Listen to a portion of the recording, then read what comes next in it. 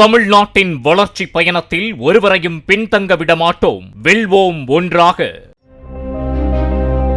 தூத்துக்குடி மாவட்டம் சிவகளையில் 45 லட்சம் ரூபாய் மதிப்பீட்டில் கட்டப்பட்ட மேல்நிலை நீர்த்தேக்க தொட்டியை திமுக எம்பி கனிமொழி பயன்பாட்டிற்கு அர்ப்பணித்தார். தொட்டியின் குழாயை திறந்தபோது உயரம் அதிகமாக இருந்ததால் தண்ணீர் குடத்திற்குள் விழவில்லை. உடனடியாக ஒப்பந்ததாரரை அழைத்து அதனை சரி செய்ய உத்தரவிட்டார்.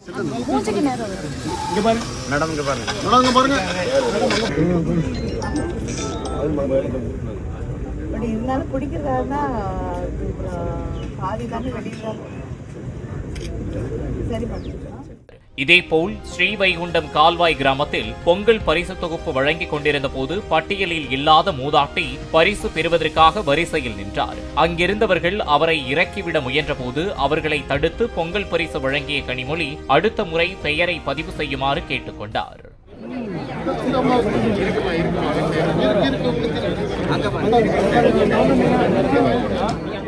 தமிழ்நாட்டின் வளர்ச்சி பயணத்தில் ஒருவரையும் பின்தங்க விடமாட்டோம், வெல்வோம் ஒன்றாக.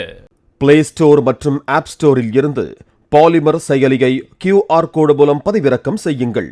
செய்திகளை உடனுக்குடன் பெறுங்கள்.